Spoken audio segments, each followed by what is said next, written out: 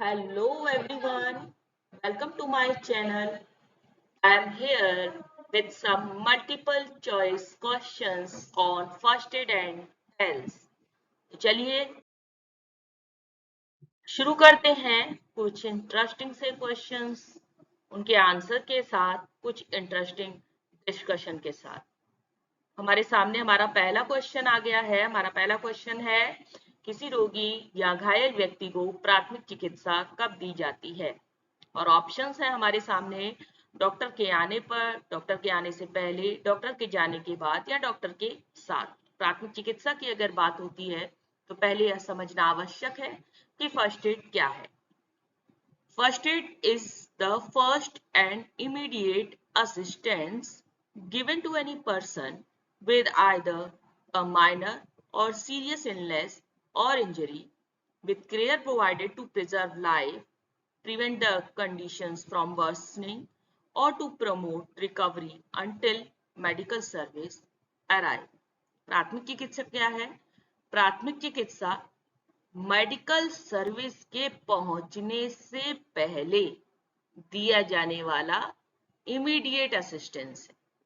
तुरंत ही कोई भी दुर्घटना होने पर जब तुरंत सहायता प्रदान की जाती है उस सफरिंग व्यक्ति को, जो उस दुर्घटना से पीड़ित है या उस बीमारी से पीड़ित है, उस सफरिंग व्यक्ति को जो सहायता प्रदान की जाती है, किसके लिए? उसकी लाइफ को प्रिजर्व करने के लिए, उसकी कंडीशन को और ज्यादा बिगड़ने से बचाने के लिए और रिकवरी को प्रमोट करने के लिए जो सहायता प्रदान की जाती है उसको हम प्राथमिक चिकित्सा कहते हैं। तो यहाँ इस सेंटेंस में है until medical service arrive, means medical service के पहुंचने से पहले। इस हिसाब से हम देखें हमारा आंसर यहाँ क्या होगा?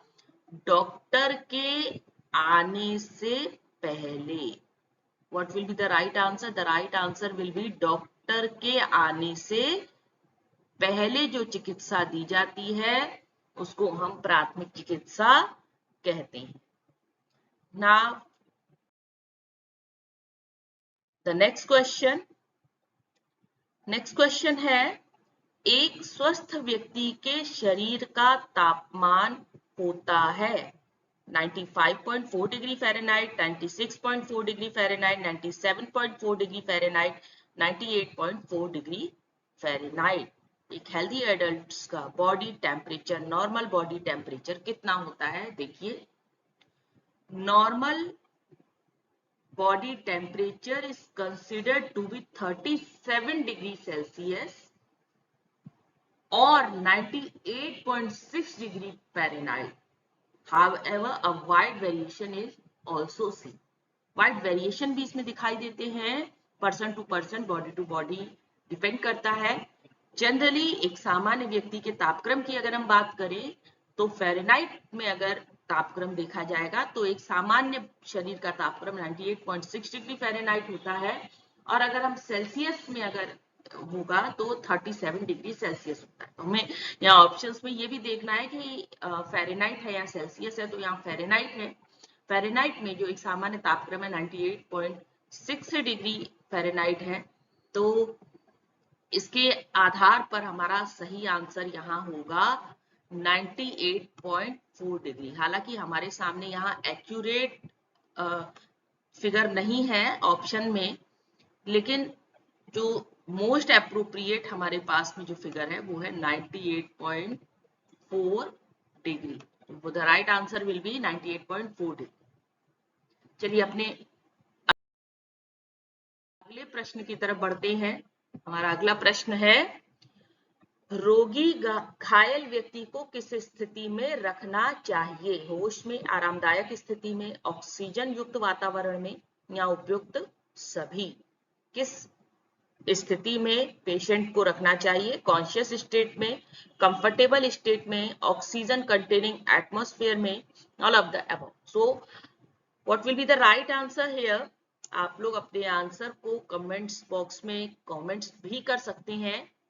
यहाँ रोगी या घायल व्यक्ति को हम किस स्थिति में रखेंगे? अगर हम ये चाहते हैं कि जो भी घायल व्यक्ति है या रोगी व्यक्ति है उसकी रिकवरी हो, वो कंफर्टेबल पोजीशन में रहे, उसकी स्थिति और ज्यादा न बिगड़े, तो हमें यहाँ उसको होश में भी रखना है, हमें उसको कंफर्टेबल स्टेट में भी रखना है और ऑक्सीजन युक्त वातावरण में भी रखना है, ताकि सफोकेशन या घुटन ना हो। ऐसा होने से उसकी स्थिति और बिगड़ सकती है, तो हमें ऑक्सीजन युक्त वातावरण का भी ध्यान रखना है। तो what will be the right answer? The right answer will B उपयुक्त सभी। सही आंसर होगा उपयुक्त सभी। नाउ नेक्स्ट क्वेश्चन इज, शरीर का ताप बढ़ने पर बढ़ जाती है केवल नाड़ी की गति, केवल श्वास की गति, नाड़ी व श्वास दोनों की गति, या शरीर की क्रियात्मक गति? With increase in body temperature, it increases only pulse rate, only respiratory rate, only both pulse and respiratory rate, activity rate of the body. जो शरीर का ताप जब बढ़ता है तो यह स्थिति बुखार की स्थिति होती है, फीवर की कंडीशन होती है।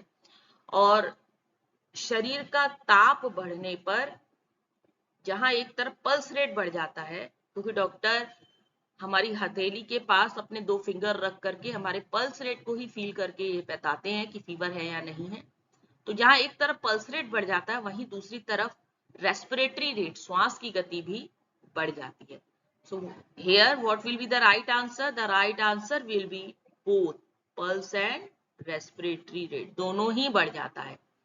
नाड़ी व श्वास दोनों की गति यहाँ बढ़ जाती है। तो हमारा सही उत्तर यहाँ पर होगा नाड़ी व श्वास दोनों की गति। चलिए हम अपने अगले प्रश्न पर आते हैं। हमारा अगला प्रश्न है, एक स्वस्थ व्यक्ति की श्वास की गति होती है प्रति मिनट, एक स्वस्थ व्यक्ति की श्वास की गति कितनी होती है? 10 से 12 बार, 13 से 15 बार, 16 से 18 बार, या 20 से 22 बार? Respiration rate for normal adults per minute is 10 to 12 times, 13 to 15 times, 16 to 18 times और 20 to 22 times. ये देखिए आपके सामने एक चार्ट आ गया। ये आप यहाँ पर हम न्यूबॉर्न का respiratory rate, normal respiratory rate की बात करें तो ये 44 रेस्पिरेशन पर मिनट होता है एक न्यूबॉर्न नवजात शिशु का रेस्पिरेशन रेट। इन्फेंट जो है वो इन्फेंट न्यूबॉर्न है वो 0 से 2 महीने के बच्चे को कहते हैं, जबकि इन्फेंट 2 महीने से 1 साल के बच्चे को कहते हैं। 20 से 40 रेस्पिरेशन रेट होता है एक बच्चे का जिसकी उम्र 2 महीने से 1 साल हो। और 1 साल से 7 साल के बच्चे का respiration rate, normal respiration rate 18 से 30 रेस्पिरेशन पर मिनट होता है। और एक अडल्ट का श्वसन दर, रेस्पिरेशन रेट 12 से 20 रेस्पिरेशन पर मिनट होता है। अब हम यहाँ अपने ऑप्शन की तरफ आते हैं। तो ऑप्शन में हम देखते हैं 10 से 12, 12 से कम हो गया तो ये एलिमिनेट हो जाता है।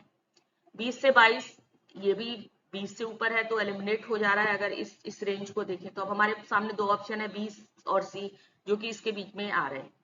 तो इसमें अगर हम अब इन दोनों ऑप्शन में से बात करें which will be the right answer, so 12 से 20 का एक एवरेज देखते हैं तो ये 16 से 18 आता है। So the right answer will be here, the right answer will B 16 to 18 times, 16 से 18 बार। एक अडल्ट की बात अगर हम कर रहे हैं तो यहाँ ऑप्शन में से हमारा सही उत्तर होगा 16 से 18 बार। अगले प्रश्न की तरफ आते हैं हम। अगला प्रश्न है हमारा, सीपीआर का क्या अर्थ है? सीपीआर प्राथमिक चिकित्सा में एक अत्यंत ही महत्वपूर्ण विषय है। सीपीआर का अर्थ होता है, ये आपके सामने आ गया सीपीआर, और आपके सामने उत्तर भी आ गया इसका। सीपीआर का अर्थ होता है cardio pulmonary resuscitation. Cardio means heart, pulmonary means lungs, और resuscitation means to revive. So the right answer will be the B option, cardiopulmonary resuscitation. CPR और प्राथमिक चिकित्सा के ऊपर एक वीडियो मेरे चैनल पर अपलोड है, आप लोग उसको देख सकते हैं। यहाँ हम थोड़ा सा सीपीआर को डिस्कस करेंगे। सीपीआर कार्डियोपल्मोनरी रेसिस्टेशन यह कब दिया जाता है? जब व्यक्ति किसी कारणवश बेहोशी की अनकॉन्शियस स्टेट में हूँ, बेहोशी की अवस्था में हूँ, तब सीपीआर दिया जाता है। सीपीआर में हम ABC, A for airway, B for breathing और C फॉर सर्कुलेशन, इसको पेशेंट के ABC को चेक करते हैं। हम चेक करते हैं कि पेशेंट का वायु मार्ग, श्वसन मार्ग काम कर रहा है या नहीं, या जो व्यक्ति है वह सांस ले रहा है या नहीं। अगर उसकी सांस नहीं आ रही होती है, वह सांस नहीं ले रहा होता है, तो इस स्थिति में सीपीआर अप्लाई किया जाता है। एक बहुत ही इंपॉर्टेंट टेक्निक है जिसके द्वारा किसी व्यक्ति के जीवन बचाने की संभावना बढ़ जाती है। सीपीआर है क्या, देखिए CPR cardiopulmonary resuscitation combines rescue breathing, mouth to mouth and chest compression. Cardiopulmonary CPR क्या है, दोनों का कॉम्बिनेशन है। चेस्ट कंप्रेशन, छाती पर संपीड़न, ये आप देख रहे हैं छाती पर संपीड़न दिया जा रहा है, और साथ ही साथ इसमें कृत्रिम श्वास, मुंह से मुंह के द्वारा रोगी को कृत्रिम श्वास दी जाती है और छाती पर संपीड़न दिया जाता है। एक साइकिल होती है, 30 बार छाती पर संपीड़न दिया जाता है, उसके बाद 2 बार रेस्क्यू ब्रीदिंग दी जाती है पेशेंट को। ऐसा करने से पेशेंट का ब्लड सर्कुलेशन चलने लग जाता है और उसके वायु मार्ग में अगर कोई बाधा होती है तो वो भी दूर हो जाती है और उसकी ब्रीदिंग जो है वो स्टार्ट हो जाती है, जिससे उसके जीवन को सरवाइव करने के चांसेस बढ़ जाते हैं। यहाँ आपके सामने है cardiopulmonary resuscitation combine rescue breathing and chest compression to temporary pump enough blood to the brain until specialized treatment is available. So this is CPR, very important topic जो कि एक प्राथमिक चिकित्सक को अवश्य ही जाननी चाहिए। चलिए हम अपने अगले विषय पर आते हैं। ये आपके सामने कुछ और सीपीआर से रिलेटेड क्वेश्चंस हैं। मैंने आपको बताया, देखिए एक साइकिल फॉर्म है ये, इसमें 30 बार चेस्ट छाती पर कंप्रेशन दिया जाता है और फिर 2 बार माउथ टू माउथ कृत्रिम श्वास रेस्क्यू ब्रीदिंग। तो ये एक साइकिल है, 30 time chest compression, then 2 times mouth to mouth breathing, 30 time chest compression, 2 times mouth to mouth breathing. और ऐसा तब तक किया जाता है जब तक वो व्यक्ति जो है उसकी ब्रीदिंग स्टार्ट ना हो जाए, उसका श्वास लेने की प्रक्रिया जो है वो स्टार्ट ना हो जाए। तो this is a cycle form. और आपसे इस तरीके के क्वेश्चंस भी सीपीआर में रिलेटेड क्वेश्चंस है कि पहला है व्हाट इज सीपीआर। तो सीपीआर केवल चेस्ट कंप्रेशन या रेस्क्यू ब्रीदिंग नहीं है, इन दोनों का कॉम्बिनेशन ही सीपीआर कहलाता है। Rescue breathing and chest compression का जो कॉम्बिनेशन है उसको सीपीआर कहते हैं।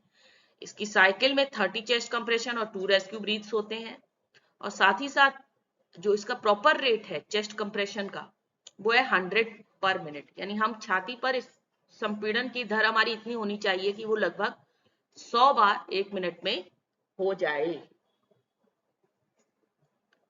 ये आपके सामने सीपीआर को मैंने एक्सप्लेन किया।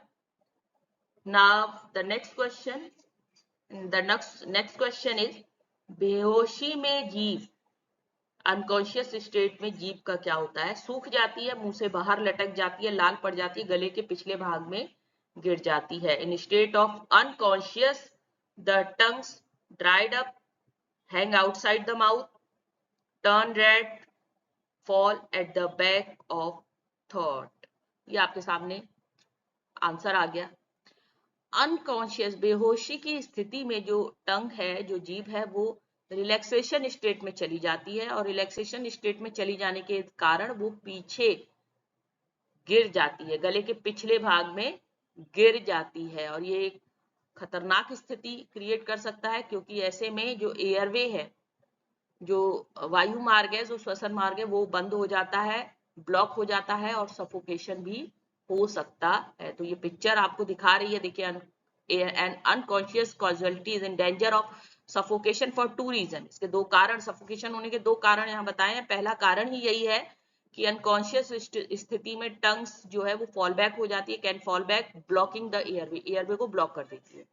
and the second is the casualty may vomit into their lungs if laying on their back. अगर बैक साइड वैसे लेइंग है तो वॉमिट, लंग्स में वॉमिट हो सकता है, इसके कारण भी सफोकेशन हो जाता है। अब हम अपने बढ़ते हैं अपने अगले प्रश्न की तरफ। हमारा अगला प्रश्न है, ठंड में किससे संबंधित रोग अधिक फैलते हैं? त्वचा से संबंधित, पाचन अंग से संबंधित, श्वसन अंग से संबंधित और रक्त से संबंधित। In winter season disease related to which organ increase? Skin related, digestive organs related, respiratory organs related और blood related। तो अगर हम ठंड की बात करें तो ठंड में श्वसन अंग से संबंधित रोग जो है वो ज्यादा फैलते हैं, श्वसन अंग। तो the right answer will be C option, respiratory organs. Right answer will be the C option, क्योंकि ठंड में ठंडी हवा श्वसन मार्ग से फेफड़ों तक पहुंचती है और फेफड़ों को प्रभावित करती है, अतः श्वसन अंग से संबंधित रोग जो है वो ठंड में ज्यादा फैलते हैं।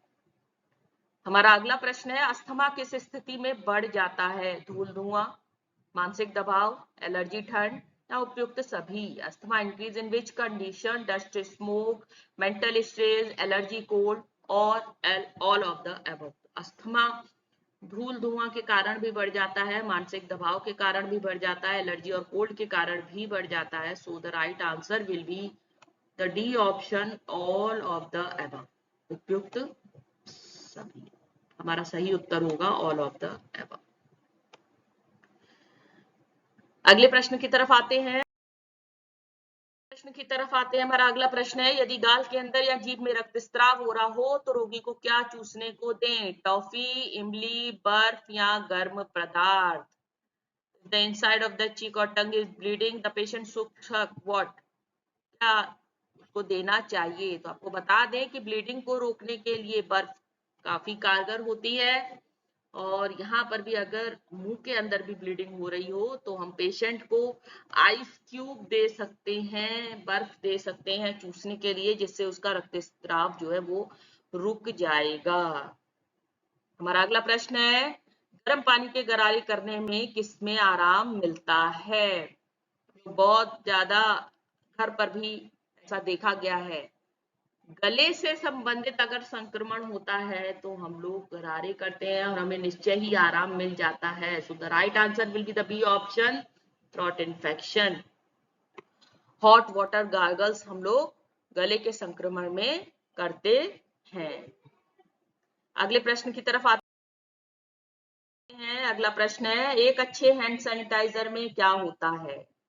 अभी कोविड के दौरान हम लोगों ने हैंड सैनिटाइजर को बहुत अच्छे से जाना, उसका यूज कैसे करना है, क्या होता है। तो आप इसका आंसर क्या होना चाहिए? इसका आंसर है एल्कोहल। एल्कोहल बेस्ड सैनिटाइजर एक अच्छा सैनिटाइजर कहलाता है। So the right answer will be the D option, alcohol. अगला प्रश्न है, निम्नलिखित में से कौन सी वस्तु प्राथमिक चिकित्सा किट का भाग नहीं होती है? यहाँ ऑप्शन है नहीं होती है। प्राथमिक चिकित्सा किट में इनमें से क्या नहीं होता है? Which of the following object is not a part of first aid kit? Bandage, ORS pouch, mirror और सीजर। तो ऑफकोर्स बैंडेज भी होता है, ओआरएस पाउच भी होता है और कैंची भी होती है। शीशा जो है उसकी प्राथमिक चिकित्सा किट में कोई आवश्यकता नहीं है, तो यह प्राथमिक चिकित्सा किट का भाग नहीं है। चलिए अगले प्रश्न की तरफ आते हैं हम। हमारा अगला प्रश्न है, प्राथमिक चिकित्सा किट या बॉक्स में उपकरण होने चाहिए, कैसे होने चाहिए? स्टेरलाइज होने चाहिए, साबुन से धुले हुए होने चाहिए, उबले हुए होने चाहिए या पेपर से साफ किए हुए होने चाहिए? The instruments in the first aid kit should be sterilise, wash with soap, boiled और क्लीन यूजिंग पेपर। प्राथमिक चिकित्सा किट में जो उपकरण होने चाहिए वो स्टेरलाइज्ड होने चाहिए। स्टेरलाइज्ड होने से, विसंक्रमित होने से वो उपकरण बैक्टीरिया और विभिन्न प्रकार के संक्रमणों से विमुक्त हो जाते हैं। और स्टेरलाइज कैसे किया जाता है? स्टेरलाइज करने के लिए हम जो जिस उपकरण को स्टेरलाइज करना है उसको गर्म उबले हुए पानी में कुछ टाइम के लिए डाल देते हैं, और जिससे कि पानी के टेम्परेचर से उस उपकरण पर जो बैक्टीरिया, वायरसेस या हार्मफुल परजीवी जो है वो नष्ट हो जाते हैं, संक्रमण नष्ट हो जाते हैं। तो स्टेरलाइज्ड होने चाहिए। हमारा अगला प्रश्न है, इस पट्टी को मास्टर बैंडेज कहा जाता है। पट्टियां, बैंडेज प्राथमिक चिकित्सा किट में रखा जाने वाला एक अत्यंत ही महत्वपूर्ण पदार्थ, एक अत्यंत ही महत्वपूर्ण चीज है ये पट्टियां, जो कि प्राथमिक चिकित्सा किट में अवश्य ही होनी चाहिए। और प्राथमिक चिकित्सक को विभिन्न प्रकार की बैंडेज का प्रयोग कहाँ करना है यह भी जानकारी होनी चाहिए। तो कौन कौन से ऑप्शन है हमारे सामने? Roller bandage, adhesive bandage, crepe bandage और ट्रायंगुलर बैंडेज।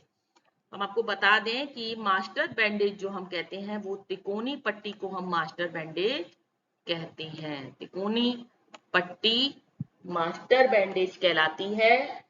और क्यों कहलाती है? क्योंकि इसका उपयोग हम अपने शरीर के बड़े अंग, हड्डी या मसल्स को सपोर्ट देने के लिए करते हैं। यहाँ हम देखिए आपके सामने कुछ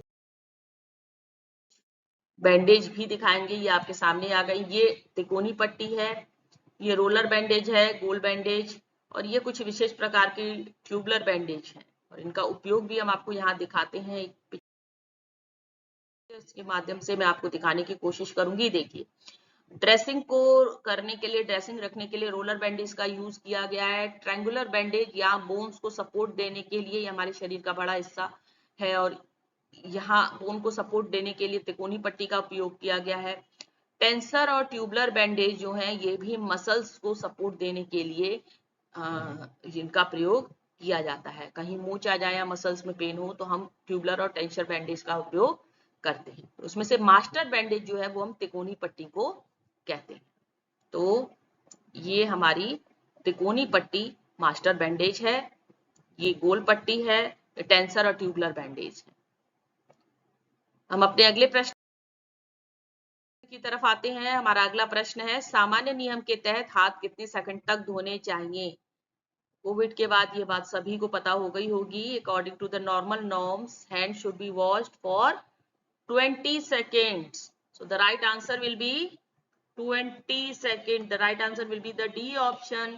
20 सेकंड, 20 सेकंड तक हाथ धोने चाहिए। अगर हम चाहते हैं कि हमारा हाथ जो है वो संक्रमण रहित हो जाए तो लगभग 20 सेकंड तक हमको अपने हाथ धोने चाहिए। हमारा अगला प्रश्न है, ORS का पूरा नाम क्या है? ऑप्शंस हैं oral rehydration sugar, oral rehydration solution, oral rapid solution, oral rapid salt.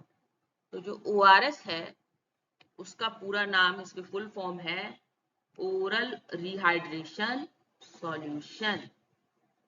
ये सॉल्यूशन डिहाइड्रेशन की सिचुएशन में दिया जाता है जब निर्जलीकरण की स्थिति होती है, जब रोगी डायरिया या किसी अन्य रोग से पीड़ित होने के कारण उसके शरीर में जल की कमी हो जाए। स्पेशली डायरिया में जो रोगी है उसको तुरंत ही ORS का घोल देना शुरू कर देना चाहिए। ये हमें या उस रोगी को डिहाइड्रेशन से बचाता है, निर्जलीकरण से बचाता है, जल की कमी को पूरा करता है। अब हम अपने अगले प्रश्न की तरफ आते हैं। अगला प्रश्न है, एक अच्छी ड्रेसिंग होनी चाहिए, कैसी होनी चाहिए? लचीली, साफ, अवशोषक, उपयुक्त सभी। A good dressing should be flexible, clean, absorbing and all of the above. Dressing क्या होती है? किसी घाव या चोट लगने पर जब हम उस पर कुछ मरहम लगा करके और उसके बाद उसको पट्टी के द्वारा बांधते हैं, इसको हम ड्रेसिंग कहते हैं। और ड्रेसिंग कैसी होनी चाहिए? ऑफ कोर्स फ्लेक्सिबल होनी चाहिए, क्योंकि फ्लेक्सिबल इसीलिए होनी चाहिए, अगर बहुत ज्यादा टाइट होगी और फ्लेक्सिबल नहीं होगी तो हमको वो जो रोगी है उसको कंफर्टेबल नहीं होगी। साफ होनी चाहिए, संक्रमण रहित होनी चाहिए, अवशोषक भी होनी चाहिए, क्योंकि ब्लीडिंग होती है तो उसको अवशोषित कर ले। तो इस तरह से हम देखें तो हमारा राइट आंसर यहाँ पर होता है D option, all of the above, उपयुक्त सभी। अगला प्रश्न है, ठंडे पानी में डूबने से इसका खतरा हो सकता है। किसका खतरा हो सकता है? लू लगना, hypothermia, hypoglycaemia, hypothyroid. Drawing in cold water can bring danger of heat stroke, hypothermia, hypoglycaemia, hypothyroid. तो हीट स्ट्रोक या लू लगना जो है यह गर्मी के कारण होता है, तो इसका ठंडे पानी से कोई लेना देना नहीं है, तो ये ऑप्शन हमारा जो है वो यहाँ से हट जाता है। अब हमारे पास तीन ऑप्शन हैं, इन तीनों में हाइपो। हाइपो वर्ड क्या होता है? हाइपो का अर्थ है इसके आगे जो भी टर्म है उसका कम होना। जैसे यहाँ हाइपो, ये देखिए ये हाइपोथायराइड है। हाइपोथायराइड का अर्थ हुआ थायराइड हार्मोन का शरीर में, हाइपो माने कम हो जाना। हाइपोग्लाइसीमिया, ग्लाइसीमिया का मतलब है ग्लूकोज से है, ग्लूकोज लेवल, शुगर लेवल। शरीर में जब ग्लूकोज या शुगर लेवल कम हो जाता है तब हम हाइपोग्लाइसीमिया कहेंगे। नेक्स्ट है थर्मिया। थर्मिया रिलेटेड विद थर्मल अर्थात टेम्परेचर से इसका संबंध है। तो हाइपोथर्मिया का अर्थ हुआ कि शरीर में तापक्रम का कम हो जाना। तो अगर कोई व्यक्ति ठंडे वाटर में गर्म ठंडे पानी में गिर जाए या डूब जाए तो उसको जो खतरा होता है वो हाइपोथर्मिया का होता है, उसके शरीर का तापक्रम जो है वो सामान्य तापक्रम से नीचे चला जाता है। तो इसका सही उत्तर होगा बी ऑप्शन, हाइपोथर्मिया। चलिए हम अपने अगले प्रश्न की तरफ आते हैं। हमारा अगला प्रश्न है, यह विधि किसी हताहत को कम दूरी पर ले जाने का सबसे तेज तरीका है। कौन सी विधि? कमर द्वारा खींचना, कंधे द्वारा खींचना, एड़ी द्वारा खींचना, सिर द्वारा खींचना। This is the fastest method to take up casualty to a short distance. Waist pull, shoulder pull, ankle pull और हेड पुल। तो पहले तो मैं आपको यहाँ देखिए ये पिक्चर दिखाती हूँ और आपको ये चारों प्रकार के पुल कैसे होते हैं। एक व्यक्ति अगर कोई बेहोशी की स्थिति में और उसको उस डेंजर सिचुएशन से या जहां वो जो वो जगह है उस जगह से बाहर हमें ले जाना है तो हम उसको किस तरीके से ले जा सकते हैं, खींच कर ले जा सकते हैं। और खींचने के चार तरीके, ये जो पहली पिक्चर आपको दिखा रही है ये एंकल पुल है, जहां रोगी को एंकल के द्वारा खींचा जा रहा है। दूसरी पिक्चर जो है वो दिखा रही है, ये आपका सर हेड पुल है, सर द्वारा खींचा जा रहा है। तीसरी पिक्चर में यहाँ पेशेंट के कंधे में हाथ डाला हुआ है, ये जो है ये शोल्डर पुल है, कंधे के द्वारा खींचा जा रहा है। और चौथी पिक्चर में यहाँ कमर पर सपोर्ट देकर के उसको खींचा जा रहा है, तो दिस इज वेस्ट पुल। ये चारों तरीके के पुल करने के तरीके हैं आपके सामने, मैंने पिक्चर्स के द्वारा प्रेजेंट करने की कोशिश किया है। ये इसमें से अगर हम फास्टेस्ट मेथड की बात करें, सबसे ज्यादा तेज तरीका अगर हम बात करें फॉर शॉर्ट डिस्टेंस, तो एंकल पुल होता है। तो इधर हमारा सही जो आंसर होगा वो होगा एंकल पुल, सी ऑप्शन, एड़ी द्वारा खींचना। So the right answer will be ankle pull. अगले यहाँ पुल की बात हुई है, ट्रांसपोर्टेशन की बात हुई है कि अगर कोई व्यक्ति जो है कहीं कैजुअलिटी हो जाती है, कहीं आग लग जाती है या कोई ऐसी कैजुअलिटी हो जाती है, भूकंप आ जाता है या कुछ प्राकृतिक आपदा, किसी भी प्रकार की प्राकृतिक आपदा है और वहां से हमको लोगों को बाहर निकालना है, तो किस किस तरीके से हम उसको एक जगह से दूसरे स्थान पर ले जा सकते हैं। तो वहां तो पुल मेथड मैंने आपको दिखाया। यहाँ कुछ पिक्चर्स और हैं, ये देखिए, raising a casualty to the feet, उनके पैरों की ही सहायता से उसको किस प्रकार से खींच कर ले जाया जा सकता है। ये जो पिक्चर है, ये वाली पिक्चर आपको दिखा रही है।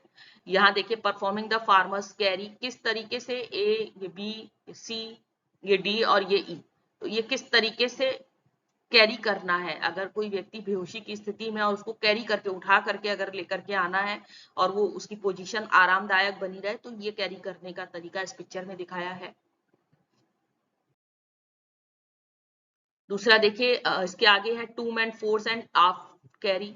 दो व्यक्ति अगर आपके पास यहाँ है, प्राथमिक चिकित्सक, दो प्राथमिक चिकित्सक हैं और वो कैरी करके उस कैजुअलिटी में उस सफरिंग पीपल को बाहर लेकर आ रहे हैं, तो इस तरीके से उसको कैरी कर सकते हैं और कैरी करके लेकर आया जा सकता है।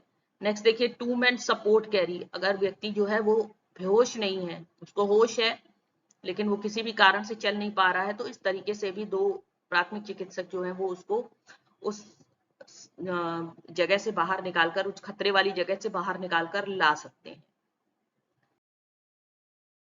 आगे देखिए, इसमें यह लिफ्ट करने का कैरी, इस तरीके से lifting casualty using the two man arm carry, दो व्यक्ति अपनी भुजाओं का प्रयोग करके किस तरीके से लिफ्ट करके ABCD ये लिफ्ट करने का तरीका बताया है कि पहले ऐसे हाथ आप डालें और फिर अपने घुटने के सहारे से उठें और ये खड़े होकर के आप इस तरीके से कैरी करके ला सकते हैं कैजुअलिटी वाली जगह से उस सफरिंग पीपल को।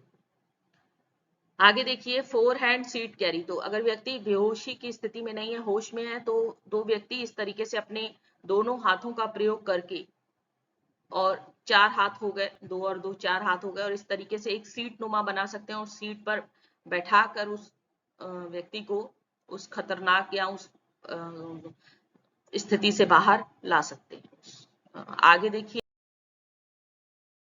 आगे है लिफ्टिंग अ लिटर। तो एक लिटर पर भी लेटा करके सफरिंग पीपल को बाहर लाया जा सकता है। उठाने के लिए चार लोगों का और दो लोगों का प्रयोग भी किया जा सकता है। और लिटर बनाने का जो तरीका है, with the help of 2 rods और 2 बैम्बो जो अवेलेबल हो उनका यूज करके इस तरीके से कोई कंबल या चादर है उसको इस तरीके से यूज करके एक स्ट्रेचर नुमा बनाया जा सकता है और इस स्ट्रेचर पर ही लिटा करके कैजुअलिटी में से जो सफरिंग पीपल है उनको बाहर निकाला जा सकता है। तो ये मैंने कुछ ट्रांसपोर्टेशन के तरीके प्राथमिक चिकित्सा में जो होते हैं उनको यहाँ पिक्चर के माध्यम से आपके सामने एक्सप्लेन करने की कोशिश करी। अब हम अपने अगले प्रश्न की तरफ आते हैं। हमारा अगला प्रश्न है, तिकोनी पट्टी में कौन सी गांठ लगाई जाती है? तिकोनी पट्टी में कौन सी गांठ लगाई जाती है? स्टिच गांठ, रीप गांठ, सैफ गांठ या साधारण गांठ? Triangular bandage are tied by this knot, stitch knot, reef knot, safe knot, ordinary knot. ये नॉट आपके सामने आ गए। तो तिकोनी पट्टी की अगर बात करें तो तिकोनी पट्टी में रीफ नॉट लगाई जाती है, रीफ गांठ लगाई जाती है। इसको हम डॉक्टरी गांठ भी कहते हैं। इसी का प्रयोग तिकोनी पट्टी में किया जाता है। और हमारे सामने जो ये आपके सामने ये रीफ नॉट है, ये मैंने सर्कल कर दिया। ये आप रीफ नॉट देख रहे हैं। यह मजबूत गांठ होती है और आसानी से खुल भी जाती है, इसीलिए इसका प्रयोग जो है वो तिकोनी पट्टी में किया जाता है। अपने अगले प्रश्न की तरफ आते हैं। अगला प्रश्न है, मवाद बनना शरीर की डैश से लड़ने की प्रणाली है। किससे लड़ने की प्रणाली है? घाव, दर्द, रक्त प्रवाह या संक्रमण? Pus formation is a technique of fight against wound, pain, blood flow और इन्फेक्शन। तो जो पस फॉर्मेशन है वो शरीर की संक्रमण से लड़ने की प्रणाली। तो हमारे व्हाइट ब्लड सेल्स हैं, WBC हैं, वो संक्रमण से लड़ते हैं और कई बार संक्रमण से लड़ने पर डैमेज हो जाते हैं, डिस्ट्रॉय हो जाते हैं और पस के फॉर्म में बाहर निकलते हैं। तो पस फॉर्मेशन क्या है? पस फॉर्मेशन शरीर की संक्रमण, इन्फेक्शन से लड़ने की प्रणाली। हमारा सही उत्तर होगा यहाँ पर D option, infection.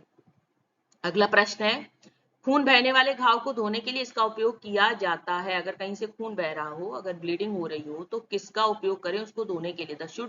This should be used for cleaning the bleeding wound is salt water, turmeric water, warm water और ऑल ऑफ द अबव। तो सामान्य तौर पर खून बहने वाले घाव को धोने के लिए हम लोग ठंडे पानी का उपयोग करते हैं, लेकिन साथ ही साथ हम गर्म पानी का भी उपयोग कर सकते हैं। यहाँ हम टर्मरिक वाटर या सॉल्ट वाटर का यूज नहीं करेंगे। तो हमारा सही उत्तर होगा सी ऑप्शन, गर्म पानी, वार्म वाटर। की तरफ अगला प्रश्न है, लिगामेंट या स्नायु बंधन फट जाने की स्थिति को कहते हैं, क्या कहते हैं? झटका लगना, अस्थि भंग होना, मोच आना या घाव? The state when the ligament is torn is called fracture, strain and bound. जो अस्थि भंग है, अस्थि भंग होने की जो स्थिति होती है उसको हम कहते हैं स्प्रेन, मोचाना। तो right answer will be the C option, मोचाना, स्प्रेन।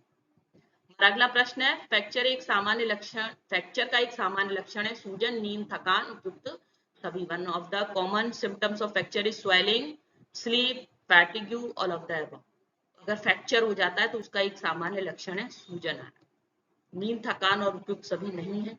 हमारा आंसर होगा स्वेलिंग, सूजन आना। जहां भी फ्रैक्चर हो जाता है, जिसको हम हड्डी टूटना भी कहते हैं, हड्डी टूट जाती है तो उस जगह पर सूजन आ जाती है। अगला प्रश्न है हमारा, मस्तिष्क में स्ट्रोक आने के बाद इनमें से कौन सी दीर्घकालीन समस्या हो सकती है? वाणी संबंधी समस्या, सोच और स्मृति संबंधी समस्या, शरीर के एक तरफ पक्षाघात या कमजोरी, उपयुक्त सभी। Which of these can be long term problem after a brain stroke? Speech related problem, thought memory related problem, paralysis और weakness of a body side, all of the above. तो अगर मस्तिष्क में स्ट्रोक आया है, अगर ब्रेन स्ट्रोक है, तो ब्रेन स्ट्रोक के कारण स्पीच रिलेटेड प्रॉब्लम्स भी हो सकती हैं, सोच थ्योरी और मेमोरी रिलेटेड प्रॉब्लम्स भी हो सकती हैं, पैरालिसिस भी हो सकता है।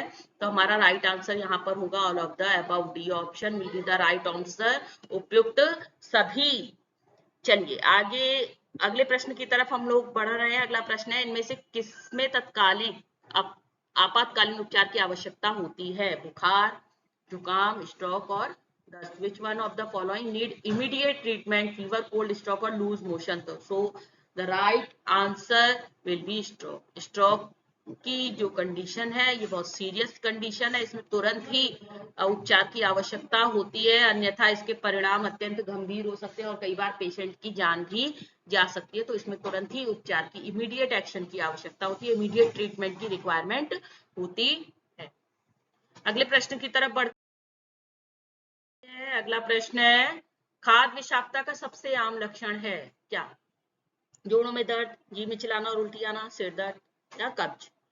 What is the most common symptoms of food poisoning? Joint pain, nausea and vomiting, headache or constipation. So the right answer will be nausea and vomiting. अगर खाद्य विषाक्तता हो जाती है, फूड पॉइजनिंग हो जाती है, तो जी मिचलाता है और उल्टी आना। तो हमारा सही उत्तर होगा जी मिचलाना और उल्टी आना। B option will be the right answer. Next is, इनमें से कौन सा खाद्य विषाक्तता का कारक नहीं है? साल्मोनेला, बाटुलिनम, अमीनो अम्ल और परजीवी। Which one of the following is not the causes of food poisoning? Salmonella typhi, botulinum, amino acids और पैरासाइट्स। इसमें जो साल्मोनेला है, बोटुलिनम है और पैरासाइट्स हैं, ये सभी बैक्टीरिया, वायरसेस और परजीवी हैं, तो इनके कारण फूड पॉइजनिंग होती है। लेकिन जो इसमें अमीनो अम्ल है, ये अमीनो अम्ल प्रोटीन का सरलतम रूप है। यह एक आवश्यक पोषक तत्व है जो शरीर के वृद्धि और विकास के लिए आवश्यक होता है। इसका खाद्य विषाक्तता से कोई लेना देना नहीं है। सो हमारा राइट आंसर यहाँ पर होगा सी ऑप्शन, अमीनो अम्ल। कि खाद्य विषाक्तता का कारक कौन नहीं है? अमीनो अम्ल नहीं है। बाकी ये तीनों खाद्य विषाक्तता का, फूड पॉइजनिंग का कारण है। तो the right answer will be the C option, amino acids. Next is, diarrhoea रोग के लक्षण हैं। फर्स्ट इज बुखार में बेचैनी होना, ठंडा पसीना आना। सेकंड, आंखें धंसना, पेट फूलना। थर्ड, बार बार दस्त व पानी की कमी। एंड फोर्थ, उपयुक्त सभी। Symptoms of diarrhoea are fever, restless and cold sweat, sinking of eyes, stomach bold, frequent motion and dehydration and all of the above. So the right answer will be the frequent motion and dehydration. क्या हो जाता है? Diarrhoea में बार बार दस्त होते हैं और शरीर में पानी की कमी हो जाती है, इसीलिए कहते हैं अगर दस्त हो तो बार बार दें क्या? चावल का पानी, दाल का पानी, चावल का मार, पूरा खाना, मगर ORS को भूल ना जाना। तो ORS को हम पहले ही डिस्कशन कर चुके हैं। आगे, डायरिया में निर्जलीकरण से बचने के लिए अधिक पेय पदार्थ लें, अधिक विश्राम करें, अधिक व्यायाम करें, अधिक भोजन करें। To prevent dehydration in diarrhoea, take more fluid, take more rest, do more exercise, take more food. क्या करें? डायरिया में निर्जलीकरण, निर्जलीकरण का अर्थ है शरीर में पानी की कमी होना, जल का कम होना, तो हमें अधिक पेय पदार्थ लेने होंगे। तो the right answer will be the A option, take more fluid, अधिक पेय पदार्थ लें। अगला प्रश्न है, आंतों को स्वस्थ रखने के लिए हमें चाहिए क्या? स्टार्च, वसा, विटामिन या fibre. For keeping the intestines healthy we need starch, fat, vitamin और फाइबर। तो अगर आंतों की बात होती है तो इंटेस्टाइन को हेल्दी बनाए रखने के लिए जरूरी है फाइबर, रेशा। रेशा जो है वो आंतों की क्रमानुचन गति को बढ़ाता है और आंतों को स्वस्थ रखता है। तो आंतों को स्वस्थ रखने के लिए जो भोजन है वो फाइबर, वसा, फाइबर, रेशे युक्त भोजन होना चाहिए। अगला हमारा प्रश्न है, दस्त होने पर कौन सा पदार्थ सबसे अच्छा विकल्प है? चावल, सादा टोस्ट, केला और उपयुक्त सभी।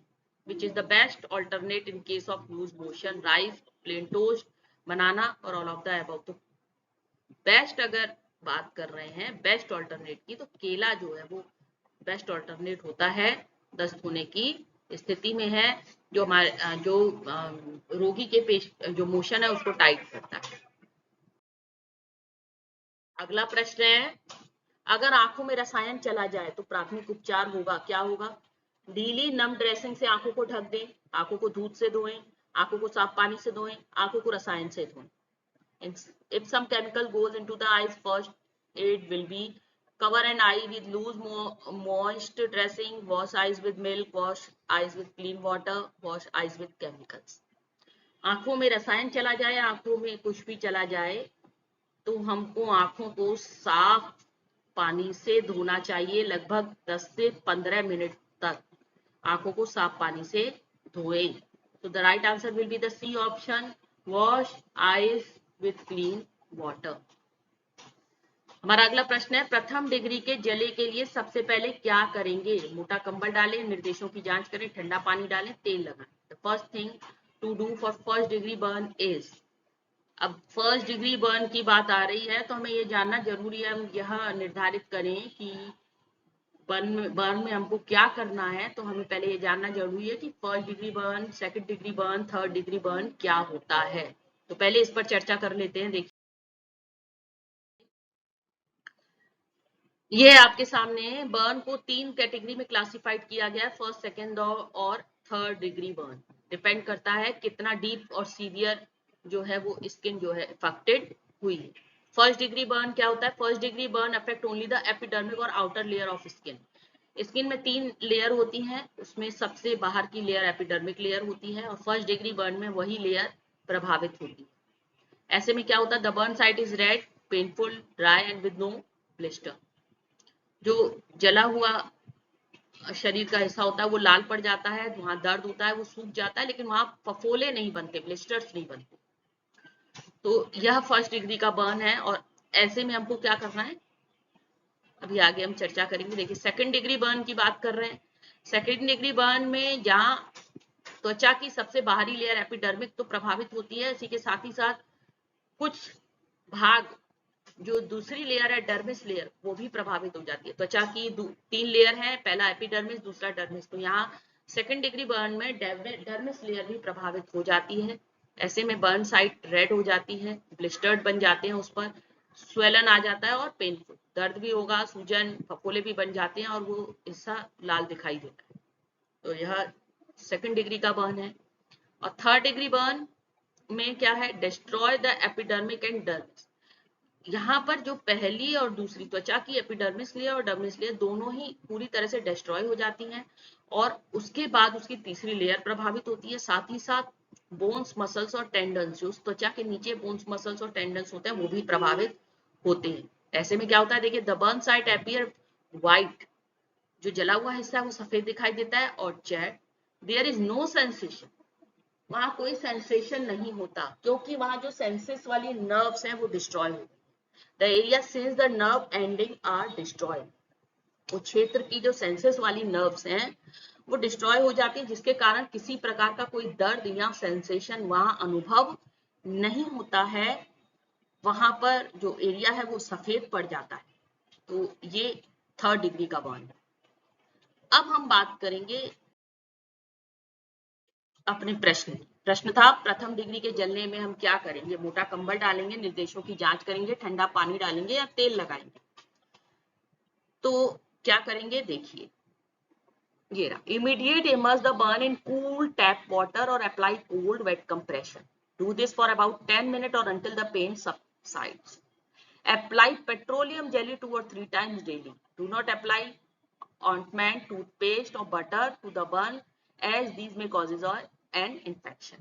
साधारण तौर पर क्या देखा जाता है कि अगर जल जाता है तो हम लोग वहां तुरंत ही बटर या पेस्ट लगाते हैं। ऐसा नहीं करना है, बल्कि उस जगह पर पेट्रोलियम जेली दिन में 2 या 3 बार लगानी है। अगर हम पेस्ट या टूथपेस्ट या बटर जैसा कुछ अप्लाई करते हैं तो संक्रमण होने का खतरा रहता है। और हमें सबसे पहले करना क्या है? सबसे पहले हमको टैप वाटर, ठंडे नल के पानी में जो भी एरिया बर्न एरिया है वहां 10 मिनट तक उसको ठंडे नल के पानी में रखना है, जब तक कि हमें दर्द में आराम ना मिले। तो यहाँ हमारा अब इस प्रश्न का आंसर क्या होगा? ठंडा पानी डालें फॉर कोल्ड वाटर। चलिए अगले प्रश्न की तरफ आते हैं। अगला प्रश्न है हमारा, धुएं और आग के संपर्क में आने वाले व्यक्तियों को होने वाली जलन है स्कैल्ड जलन, तापीय जलन, विकिरण या रासायनिक जलन। Anyone exposed to smoke and fire will have the burn, that is scald burn, thermal burn, radiation और केमिकल बर्न। तो धुएं और आग के संपर्क में अगर कोई व्यक्ति आता है तो उस धुएं से निकलने वाला जो रसायन है वो उसके फेफड़ों को इन्फेक्ट कर देता है और जिसके कारण जो जलन उत्पन्न होती है उसको हम रासायनिक जलन का नाम देते हैं। तो इधर हमारा सही उत्तर होगा डी, रासायनिक जलन। हमारा अगला प्रश्न है, इनमें से कौन सा लक्षण तापघात हीट स्ट्रोक का नहीं है। हीट स्ट्रोक हम पहले भी देख चुके हैं, हीट स्ट्रोक का अर्थ है लू लगना।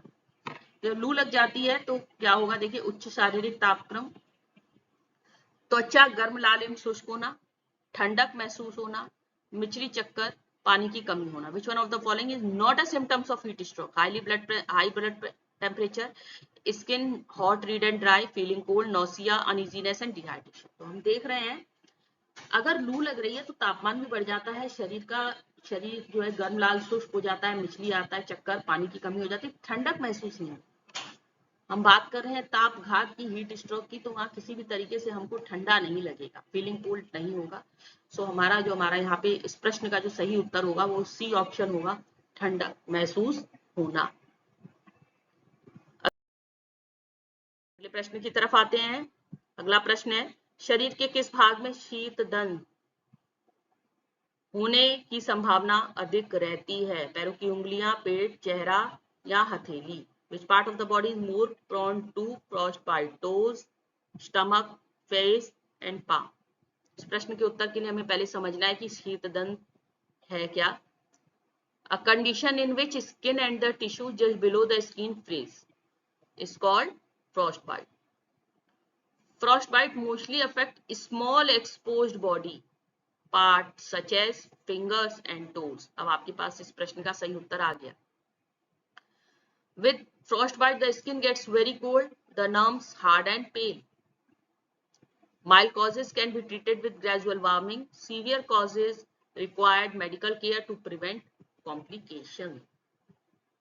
तो हमारा यहाँ सही उत्तर आ गया हमारे सामने। अगर फ्रॉस्ट बाइट है, फ्रॉस्ट बाइट का मतलब है स्किन का कोई पार्ट बिलो टेम्परेचर हो जाना, फ्रीज हो जाना, और ऐसे इस फ्रॉस्ट बाइट से जो है शरीर के जो छोटे अंग है वो प्रभावित होते हैं, जैसे हाथ की उंगली या पैर की उंगली। तो यहाँ हमारे पास जो ऑप्शन है वो है पैर की उंगलियां, टोस।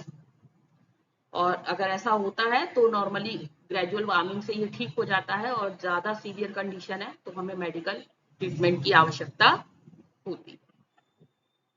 चलिए, थैंक यू फॉर वॉचिंग। आशा करती हूँ कि आप सब इस वीडियो से लाभान्वित होंगे। बहुत बहुत धन्यवाद।